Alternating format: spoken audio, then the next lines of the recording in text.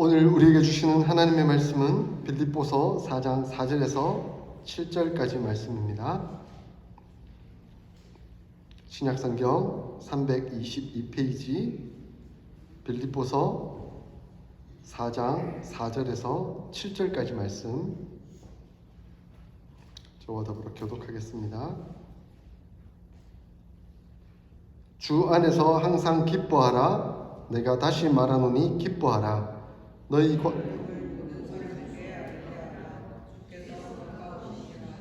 아무것도 염려하지 말고 다만 모든 일에 기도와 간구로 너희 구할 것을 감사함으로 하나님께 아뢰라.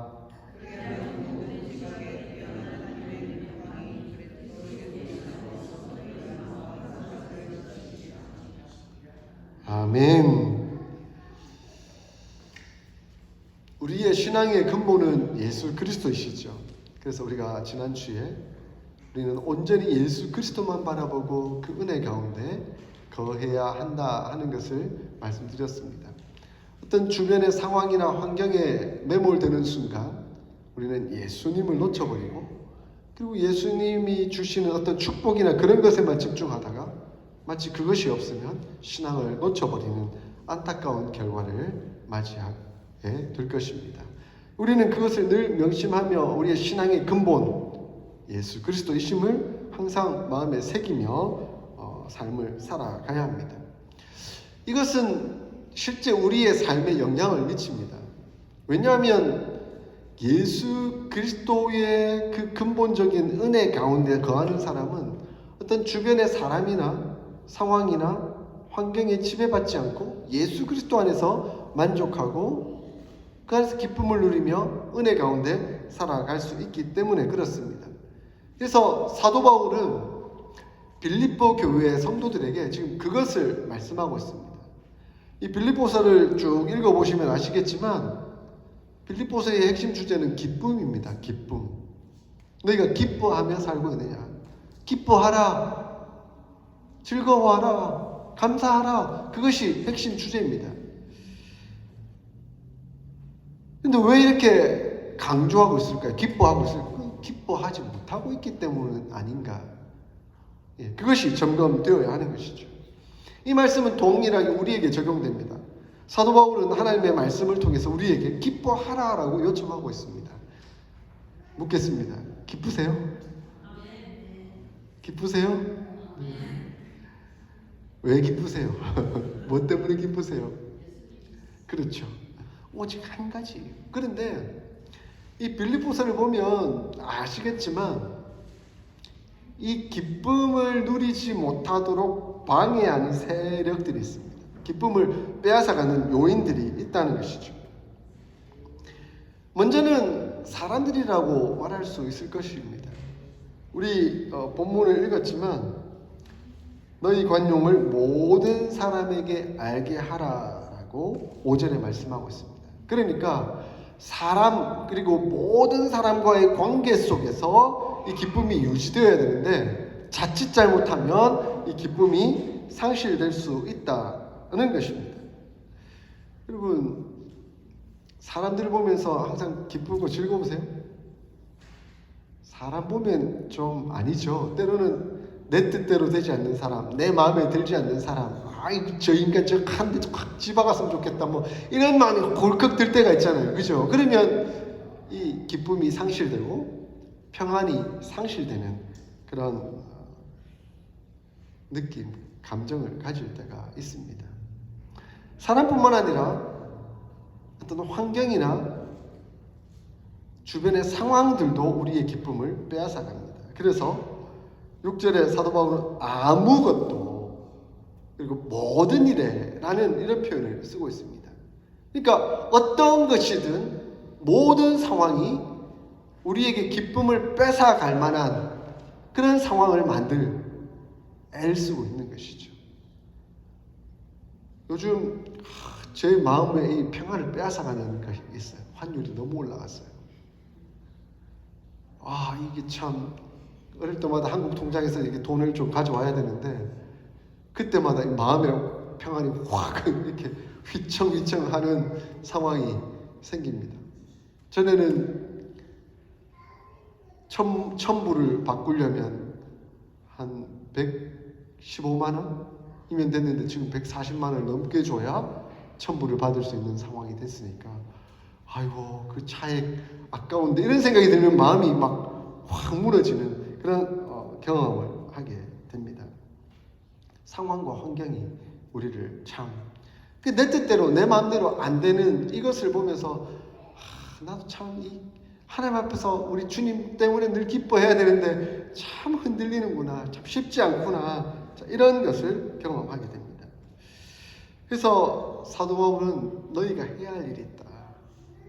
하나님 앞에서 우리 주 예수 그리스도 안에서 너희가 해야 할 일이 있다라고 말씀하고 있습니다. 그 해야 할 일 먼저는 사람과의 관계를 돌아보라라는 것입니다.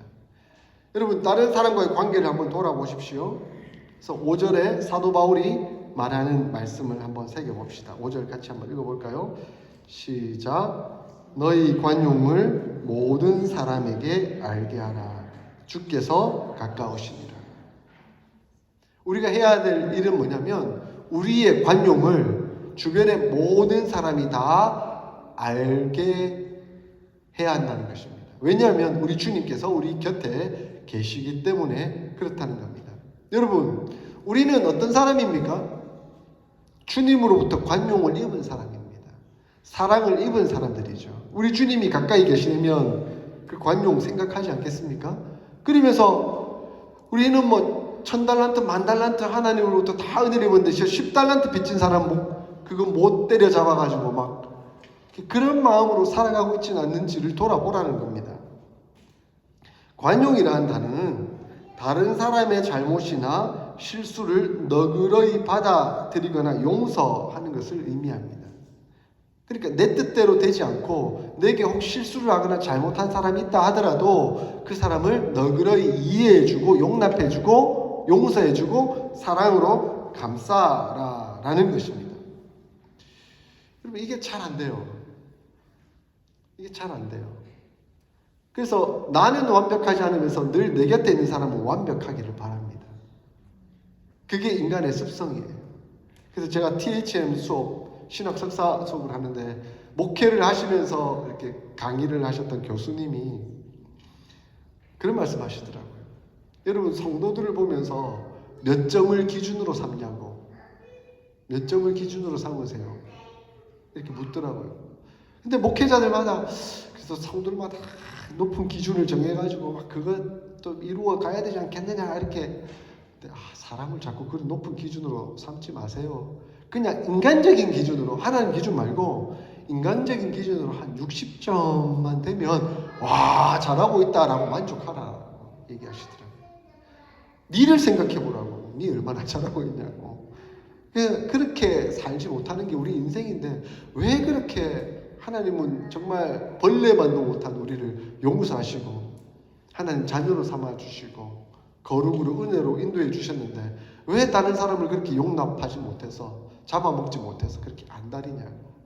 그렇게 좀 넉넉한 마음으로 용납하고 용서하고 이해해주고 관용을 베풀어라 라고 말씀해 주시더라고요. 그래서 60점? 대단히 높은 기준도 아닌데 그죠? 우리가 숙제만 잘 제출해도 80점은 나오잖아요. 그죠? 그러면 관계 속에서 이런 정도 그래 서로 이해하고 용납하는 그런 관계를 맺는 것이 사실은 중요하다라고 말씀해 주고 있습니다. 둘째는 상황과 환경 속에서 아무것도 염려하지 마라라고 말씀하고 있습니다. 염려하다 하는 표현은 사실은 불안과 욕심에서 생긴다라고 볼 수 있을 것입니다. 그러니까 우리의 일어나는 일들과 상황 속에서 내 뜻대로 되지 않는 그것이 왠지 불안한 거예요. 근데 또 생각해보면 그게 욕심일 수도 있어요. 가령 예를 들어서 제가 아까 예를 들어서 환율이 너무 높아졌는데 내 뜻대로 되는 문제가 아니거든요. 내 뜻대로 되지 않는 문제 때문에 제게 괜히 불안해요. 그리고 불안할 뿐만 아니라 그게 혹시 미래에도 계속 영향을 미치지는 않을까 하는 그런 두려움 때문에 이 염려가 계속 진행되는 것이죠. 제가 미국에 처음 올 때 환율이 1,060원이었거든요. 그러니까 엄청 낮은 기준을 제가 가지고 있었던 거예요. 그래서 조금만 높아지면 그때마다 마음이 상해가지고 막 계속 불안정하고 힘든 과정을 거치는 거죠. 그런데 어찌 생각해 보면 미국에 계신 분들은 행복한 거거든요. 미국에서 한국으로 돈을 보내는 분들은. 그러니까 그게 왔다 갔다 하면서 내 마음대로 되지 않는 그런 여건과 상황 속에서 내가 마음을 하나님 앞에서 지키고 하나님께서 내 인생을 책임져 주실 것이다. 그리고 이 환경과 상황은 계속 바뀌어 가는 것이다. 라는 것을 인정하고 하나님 앞에 내어드리면 그 불안한 요소를 극복할 수 있을 텐데, 근데 내가 할 수 없는 그것을 계속 붙들고 그것으로 마음을 쓰고 있는 것이죠. 이 마음과 생각이라는 것을 하나님 앞에 내어드려라 라고 표현하고 있는데, 여기서 마인드, 영어로 보면 생각을 마인드라는 표현을 쓰고 있거든요.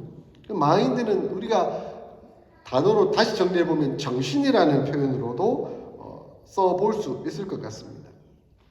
그러니까 우리가 우리의 정신을 어디에 지금 내어놓고 드리고 있는가 하는 것을 점검해 보라는 거예요. 결국은 우리가 지금 마음을 쓰고 있는 그곳에서 스트레스 받고 힘들어하며 아파하고 있다는 것입니다. 지금 우리의 관심사가 어디에 있느냐 하는 것을 좀 집중해 보도록 하나님은 요청하고 계십니다. 그래서 아까 제가 지난주 설교했던 것에 대해서 아멘을 크게 해주셨는데, 예수님께 집중하고 있느냐 아니면 지금 주변 상황에 집중하고 있느냐 하는 것을 지금 사도 바울은 묻고 있는 거예요. 그러면서 주변 상황에 자꾸 마음이 쓰이니까 그것 때문에 마음이 빼앗기고 혹시 그것 때문에 미래가 불안해지지는 않을까 하는 두려움이 우리 마음 가운데 계속 엄습해 오는 것이죠. 그래서 거기서 자꾸 마음을 빼앗기다 보면 어떻게 됩니까? 사람이 내 뜻대로 안 되는 건 어차피, 근데 내 뜻대로 안 되는구나, 아이고 힘들어, 내 뜻대로 안 되는구나, 아이고 힘들어 하다가 사람이 무력감에 빠지는 겁니다. 무기력해지는 겁니다. 그러면서 아무것도 안 돼. 하나님께 맡기고 새 힘을 얻어야 되는데 내 뜻대로 안 되는 거기에 집중하다 보니까 사람이 무력해지는, 그러다가 정신적으로 문제가 생기면 정신병이 오는 거예요. 하나님께 맡겨드리고 예수님께 집중하면 되는데 자꾸 거기에 집중하고 거기에 신경을 쓰다가, 제가 지금 지난 날을 반성해 봅니다. 지금 보면 하나님께서 다 인도해 주셨는데 제가 우리 학교 와가지고 유학을 와가지고 너무 힘드니까 살이 막 쭉쭉 빠졌어요. 몸무게가 거의 10kg가 빠졌어요. 사람들, 저를 보는 사람들마다 어디 아프세요? 혹시 병이 있으세요? 라고 물을 정도였습니다. 그래서 학교에 일하겠다라고 휴먼 리소스에 신청을 하고, 제가 일을 하고 싶습니다. 제가 지금 돈을 벌어야 되는 상황입니다. 라고 휴먼 리소스에 찾아갔더니 그 담당 면접관이 제 얼굴을 보더니 이 사람은 지금 당장이라도 일 시켜줘야 되겠다 싶어가지고 바로 소셜 넘버를 바로 줘야 되겠다고 사인해줘가지고 제가 당장 일할 수 그러니까 하나님께 맡겨드리고 그냥 제가 주어져 있는 일을 하면 되는데 괜히 거기에 신경을 쓰고 막 살만 축축 빠지고 계속 그러고 있으면 진짜 병들지 않겠습니까? 힘든 상황에 빠져들지 않겠습니까? 그래서 가끔은 저희 집사람하고 표현을 쓰는데 정신줄을 놓은 사람들을 가끔 만나요. 진짜 정신줄을 놓은 사람.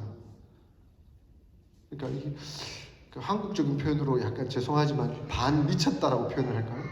막 너무 거기에 막 신경 쓰다가 정신이 정말 혼미해지는 그런 상황, 빠져들지는 않을까. 그래서 사도 바울은 모든 일에 주님께 맡겨드려라 라고 표현하고 있는 겁니다. 그래서 우리가 해야 될 일 두 가지가 뭐냐면, 첫 번째는 사람과의 관계 속에서 관용을 베푸는 겁니다. 두 번째는 아무 일이든지 모든 일에 있어서 염려를 내려놓는 겁니다. 이것은 우리가 해야 하는 일이죠. 자, 그런데 결국 우리가 한다라고 의지적 결단을 들이면 노력을 하긴 하지만 그 일을 해결하셔야 될 분은 하나님이세요. 우리가 할 수 있는 일이 아닙니다. 그러므로 우리가 해야 되는 일은 하나님께 맡겨드리는 일입니다. 우리는 인간적으로 다만 사람을 관용하고 용납하고 또 염려하지 않겠다라는 결단을 하는 것이지만 그 일을 하셔야 될 분은 하나님이시기에 우리는 하나님께 맡겨드려야 됩니다. 그렇기에 사도 바울은 하나님께 맡겨드리는 방법을 우리에게 제시해 주고 있습니다. 뭐라고 말씀하고 있습니까? 6절에 다만 모든 일에 기도와 간구로 너희 구할 것을 감사함으로 하나님께 아뢰라 라고 표현하고 있습니다. 자, 그러니까 우리가 할 수 없는 일이기에 다만 하나님께 가서 아뢰는 것이 필요한데 그것을 세 가지로 구분하고 있습니다. 첫 번째는 기도, 두 번째는 간구, 세 번째는 감사라는 표현을 쓰고 있습니다. 아마 이것은 기도의 단계를 설명하고 있는 것 같아요. 사도 바울이 너희가 지금 어떤 상황적으로 아니면 사람의 관계 속에서 위급하고 심각한 상황이 생겼다. 자, 그렇다고 한다면 이 너희 스스로가 해결할 수 없는 이 문제 인정한다고 한다면 너희가 애써서 어떻게 그것 때문에 스트레스 받아가지고 막 병들지 말고 하나님께 가서 맡겨야 되는데 하나님께 맡기려면 어떻게 해야 되느냐? 기도와 간구와 감사로 나아가라 라고 말씀하고 있다는 것입니다. 기도는 가장 보편적인 단어입니다. 하나님과의 관계를 의미하는 것이죠. 자, 하나님과의 관계를 유지하려면 우리는 하나님 앞에 어떻게 서야 됩니까? 하나님 어떤 존재십니까? 하나님은 전능하신 초월적인 아버지이십니다. 그러므로 그 초월적인 존재, 그분 앞에 경배와 찬양을 올려드리는 것이죠. 자, 이것이 하나님과의 일반적인 관계입니다. 그러므로 우리는 우리의 기도 속에서 늘 하나님 우리 아버지, 초월적인 존재, 그분 앞에 나의 모든 찬양과 영광과 존귀를 올려드립니다 하는 그런 깊은 관계 안에 먼저 나아가야 하는 것이죠. 자, 우리가 어떤 존재, 높은 존재를 만날 때 만나자마자 나에게 이런 문제가 있는데 나 힘들어 죽겠어요. 좀 해결해 주세요. 라고 말합니까? 아니잖아요. 어떤 존귀한 존재가 있으시면 그 존귀한 존재를 만나면 먼저 예의를 차리고 그리고 감사합니다. 그리고 그분에게 어떤 존귀의 인사를 먼저 높여드리고 차근차근 일을 진행하잖아요. 그와 마찬가지죠. 하나님 앞에 우리의 어떤 문제가 생겼다고 해서 그 문제를 당장 들고 가가지고 하나님 나에게 이런 문제가 있는데 이렇게 주절주절 하기보다는 전능하신 하나님 아버지, 제가 모든 찬송과 영광과 존귀를 하나님 앞에 올려드립니다. 하나님께서 내 인생을 책임지시고 간섭하시며 주관하시는 분이신 줄 제가 믿습니다. 그렇기에 저는 다만 하나님 앞에 찬송과 영광과 존귀를 올려드립니다 라고 고백을 드리는 것이죠. 그렇게 시작을 하는 겁니다. 그게 기도입니다. 자, 이러한 하나님과의 관계 속에서 기도를 시작하고 그 다음 이제 나의 탄원을 하는 거죠. 하나님, 나에게는 이런 문제가 있습니다. 나는 이런 답답한 상황이 있습니다. 관계 속에서 이런 어려움들이 있습니다. 하나님, 어떻게 해결하면 좋겠습니까? 어떻게 해결되어야 될까요? 하나님 도우시고 역사하여 주시옵소서 라고 그 다음 간구, 탄원하는 기도를 하나님 앞에 올려드려야 하는 것이죠. 자, 이렇게 기도와 간구를 한 다음에 사도 바울은 잊지 말아야 할 중요한 한 요소가 있다. 그것은 바로 감사이다 라고 말씀하고 있습니다. 감사는 결코 놓쳐서는 안 됩니다. 왜냐하면 탄원 속에서 우리의 마음, 감정을 내어놓긴 하지만 지금 우리가 놓치지 말아야 할 한 가지 중요한 것이 있습니다. 그것이 무엇이냐면 하나님께서 여전히 나를 감싸시고 보호하시고 인도하시며 지키고 계신다는 것입니다. 그래서 제가 지난번에 설교를 할 때 기억하고 기대하십시오라고 말씀드렸잖아요. 그죠? 우리가 무엇을 기억해야 합니까? 하나님께서 우리에게 행하신 놀라운 역사들을 기억해야 되잖아요. 창조하시고 타락했던 우리를 구속하시기 위해서 예수 그리스도를 보내주시고 그분으로 말미암아 십자가에 못 박혀 죽게 하심으로 우리를 구원받도록 은혜의 역사를 베풀어 주셨습니다. 자, 그렇다고 한다면 이 놀라운 은혜의 역사, 예수 그리스도의 그 은혜가 우리를 감싸고 있다고 한다면 지금 탄원 속에 있지만 놓치지 말아야 할 것. 나는 구원받은 존재다. 나는 하나님의 자녀다. 하나님의 은혜 속에 있다. 그러면 무엇이 터져나오겠습니까? 감사가 터져나오는 것이죠. 그러므로 고통 속에 탄원하긴 하지만 결국 고통 속에 탄원하며 끝내는 것이 아니라 그럼에도 불구하고 하나님 나를 사랑하시고 하나님 나를 은혜로 인도해 주시며 하나님 나를 지켜 보호하여 주십니다. 이미 하나님의 자녀로 삼아 주신 그 하나님께서 결코 나를 놓지 아니하시고 이 상황을 극복하게 하시며 결국 은혜로 인도해 주실 것을 기대합니다. 하며 감사의 찬송의 고백을 올려드리게 되는 것이죠. 이러한 고백이 바로 신앙의 고백입니다. 사도는 기도하는 자들에게 하나님께서 은혜를 베풀어 주신다라고 약속해 주고 있습니다. 사도 바울은 모든 일 모든 걱정거리를 하나님께 아뢰라 라고 가르쳐 주었습니다. 그러므로 우리는 어떤 어려운 상황이 생길 때마다 기도와 간구로 하나님 앞에 나아가야 합니다. 자, 그런데 그 이후에 사도 바울이 우리에게 뭐라고 가르쳐 줍니까? 하나님이 어떻게 하신다고요? 7절 한번 볼까요? 같이 읽겠습니다. 그리하면 모든 지각에 뛰어난 하나님의 평강이 그리스도 예수 안에서 너희 마음과 생각을 지키시리라. 지금 사도 바울이 뭐라고 말씀하고 있습니까? 우리가 기도와 간구와 감사로 하나님 앞에 나아가서 기도하면 하나님께서 그 상황 모든 문제를 싹 해결해 주시고 너희의 모든 관계에 파괴됐던 게 다 확 회복되도록 하실 것이다. 이렇게 말씀하고 있습니까? 아니에요. 지금 사도 바울이 우리에게 말씀하는 것은 하나님이 어디에 집중하고 주목하고 계시는가? 너희의 어떤 인간적인 관계, 상황, 환경에 주목하는 것이 아니라 하나님은 우리의 상태를 주목하신다라고 말씀합니다. 그러니까 지금 어떤 상황과 환경에 어려움이 생겼는데 그 어려운 문제가 당장 해결되는 것이 아니라 먼저 하나님은 너희 마음 가운데 임재하셔서 너희 마음과 생각을 지키시고 다스리신다라고 말씀하고 있습니다. 이것은 매우 중요한 원리입니다. 우리가 이것을 기억해야 합니다. 자칫 이것을 잘못 판단하면 지난주에 제가 우리의 신앙의 근본은 예수 그리스도이신데 예수 그리스도의 손에 들린 어떤 것 그것에 집중하는 오류를 범할 수 있기 때문에 그렇습니다. 자, 우리가 기도하면 하나님 임재하세요. 하나님 우리가 동행하시죠. 그래서 우리의 마음과 생각을 다스리며 지켜주시며 하나님의 임재, 동행, 은혜를 누리도록 하십니다. 그런데 우리는 자꾸 어디에 집중하죠?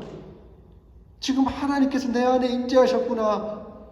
나와 동행하시고 지금 이 가운데에 내 마음 상태를 지켜 보호하여 주시는구나. 거기에 관심은 없고 자꾸 상황이 바뀌었나? 내가 기도했던 저 사람이 바뀌었나? 거기에 집중하고 있으면 원리, 진리를 놓쳐버린다는 거예요. 지금 하나님 뭐라고 말씀하셨죠?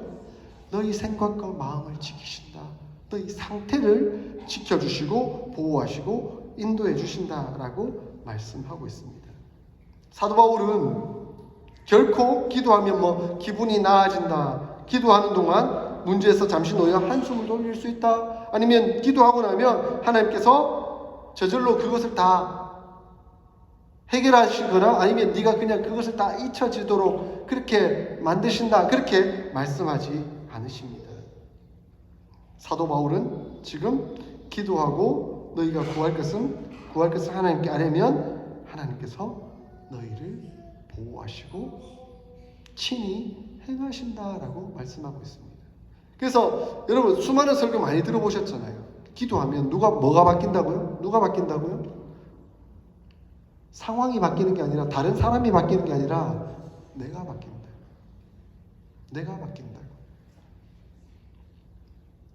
동일한 말씀이잖아요. 내가 바뀌니까 세상이 달라 보이고 내가 바뀌니까 사람이 달라 보이는 거예요. 자, 그래서 사람과의 관계 속에서, 상황 속에서 해결할 수 있는 가장 기본적인 원리는 하나님이 우리에게 임재하시고 은혜 가운데 역사하시면 내가 바뀜으로 세상이 바뀌고 내가 바뀜으로 사람이 바뀌게 된다는 거예요. 그것이 하나님께서 우리에게 주시는 원리입니다. 여러분, 나에게 악하게 행하는 사람이 있어요.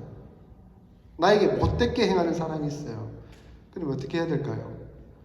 인간적인 감정으로 생각으로 저거 한 대 집어갔으면 좋겠네 라고 생각이 들겠지만 그래도 신앙인의 양심으로 하나님 앞에 나와 기도하죠. 하나님, 저 인간 저거 이렇게 기도해야 될까요? 네? 저 인간 저거 하나님 때려주세요. 하나님 죽일 수는 없으니까 어쨌든 저 인간 저거 어떻게 좀 해결해 주세요. 이렇게 기도하세요? 하나님, 이 상황 속에서 하나님의 임재를 구합니다. 하나님 저를 도와주시기를 원합니다.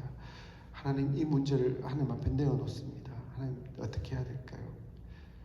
원수도 사랑하라는 하나님의 말씀을 기억하도록 하지 않으실까요? 오른밤을 치면 왼밤을 돌려대라. 겉옷을 달라면 속옷까지 내어주라. 너무 어려운 말씀 하시지만 하나님 그래도 한번 순종해 보겠습니다 하는 그 한 걸음을 내딛는 그 상황 속에서 하나님 내 마음과 생각을 지키지 않으실까요? 그리고 내 마음을 지키시는 그것을 통해 하나님 상황과 환경이 어떻게 변화될지 주관하시고 역사하지 않으실까요? 우리가 알거니와 하나님의 사랑하는 자 곧 그 뜻대로 부르심을 입은 자들에게는 모든 것이 합력하여 선을 이룹니다. 악을 악으로 갚으면 전쟁이 일어나죠. 그러나 악을 선으로 갚으면 하나님의 합력된 선이 이루어집니다. 자기 아들을 아끼지 아니하시고 우리 모든 사람을 위하여 내어주시니까 어찌 그 아들과 함께 모든 것을 우리에게 주시지 아니하시겠느냐. 가장 좋은 것으로 하나님 우리에게 채워주시고 은혜로 인도해 주실 것입니다. 내가 확신하노니 사망이나 생명이나 천사들이나 권세자들이나 현재일이나 장래일이나 능력이나 높음이나 기쁨이나 다른 어떤 피조물이라도 우리를 우리 주 그리스도 예수 안에 있는 하나님의 사랑에서 끊을 수 없으리라. 하나님의 끊을 수 없는 사랑이 우리를 주관하시고 은혜로 이끄시고 인도해 주실 것입니다. 쉽지 않은 내용이긴 해요. 그러나 하나님 앞에 맡겨드리고 기도하며 내어드릴 때 그 일들이 가능해지지 않겠습니까? 우리 교단을 설립하셨던 아주 유명하신 사랑의 원자탄 목사님, 저와 이름도 비슷하시죠? 손양원 목사님 아시죠? 사랑의 원자탄. 6.25 전쟁이 터지기 직전에 남북은 갈려져 있고 여수와 순천에 그 지리산 빨치산에 숨어있던 공산당들이 내려와서 심각한 문제를 일으켰죠. 그때 손양원 목사님의 두 아들 동인이와 동신이가 순교를 당하게 됩니다. 당시 손양원 목사님은 애양원 교회, 그러니까 나병 환자들 치유하면서 그들과 함께 교회를 이루어 가고 있었는데 그곳에 공산당원들이 고등학교에 침범해서 예수 믿는 사람들을 가려내서 총살을 가합니다. 그때 손양원 목사님의 아들인 동인이 동신이가 총에 맞아 순교하게 됩니다. 예배 드리기 직전인지 예배 드리는 도중인지 그 소식을 손양원 목사님이 듣게 되는데 그 두 아들의 갑작인 순교 소식을 접하고도 모든 예배를 정상적으로 잘 인도하시며 감사 기도를 드렸습니다. 하나님 뜻이 계셔서 제 두 아들을 불러가신 것으로 믿고 감사합니다. 하나님 제 두 아들을 죽인 사람 그 생명을 보존해 주십시오. 제가 그를 전도하겠습니다. 그가 그대로 지옥 가서는 안 됩니다. 하나님 저에게 사랑할 수 있는 힘을 마음을 주시옵소서 라고 그렇게 기도하셨습니다. 정말 극악한 상황입니다. 이루 말할 수 없는 완전 평안을 깨뜨리고 도무지 용납이 되지 않는 그 상황 속에서 손양호 목사님은 하나님 앞에 기도함으로 마음을 지킵니다. 아니, 하나님께서 임재하셔서 그 마음을 다스려 주시고 지켜 보호하여 주셨던 것이죠. 안타깝게 두 아들의 장례식이 이루어집니다. 그 여순반란 사건은 진압이 되고 그 아들을 밀고 했던 범인도 잡히게 됩니다. 그 장례식에서 손양호 목사님은 인사말을 이렇게 전합니다.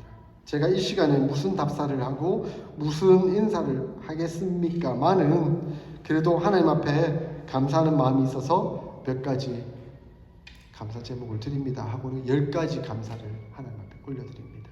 첫째, 나 같은 죄인의 혈통에서 순교자의 자식들이 나오게 하셨으니 하나님 감사합니다.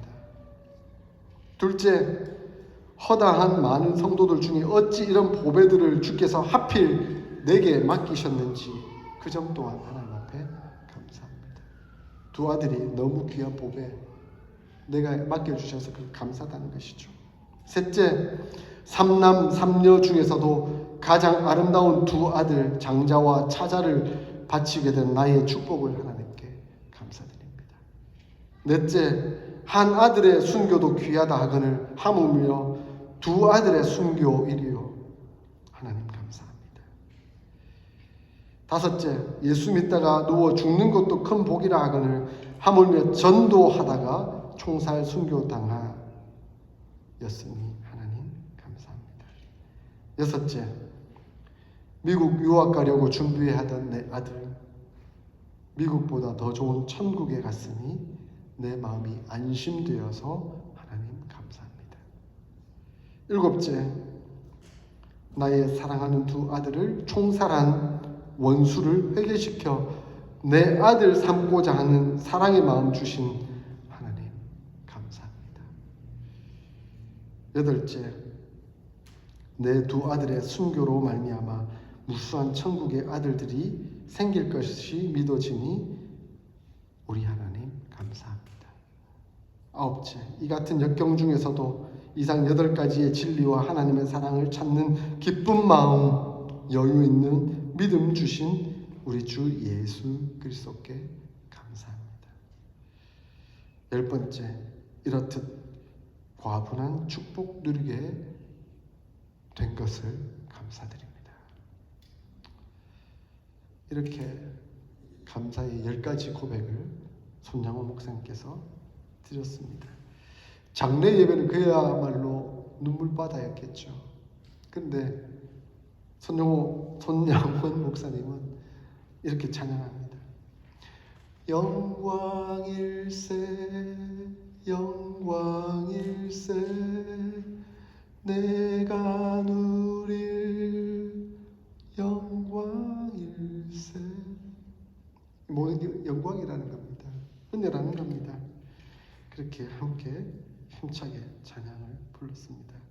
장례식 후에 전 재산을 하나님 앞에 감사헌금으로 바쳤습니다. 그리고 그 아들을 죽인 안재선이라는 친구, 밀고 했던 공상당원 친구, 그 안재선이라는 친구를 자기 양아들로 삼습니다. 그래서 그로 하여금 회개하게 하고 손재선이라는 이름을 주어서 나중에 목사가 되어서 목양을 하도록 한 것이죠. 원수를 사랑하고 악을 선으로 갚았던, 그래서 그 상황 속에서 정말 평안을 잃어버리는 그 상황 속에서 진정한 평안을 누리셨던 그 모습을 예화를 통해서 확인할 수 있게 됩니다. 과연 이렇게 할 수 있을까? 과연 이렇게 할 수 있을까? 하나님이 하시면 하십니다. 하나님께 마음을 들이십시오. 하나님께 마음을 열어드십시오. 하나님께 기도와 간구와 감사를 하십시오. 그러면 하나님께서 우리의 마음과 생각을 지켜주시고 다스려 주실 것입니다. 하나님의 평강은 세상을 뒤집습니다. 하나님의 놀라운 뜻, 사랑을 이루어 갑니다. 기도와 간구와 감사를 통해 하나님의 평강을 누리며 하나님의 뜻을 이루어 나가는 저와 여러분들이 다 될 수 있기를 주의 이름으로 축원드립니다.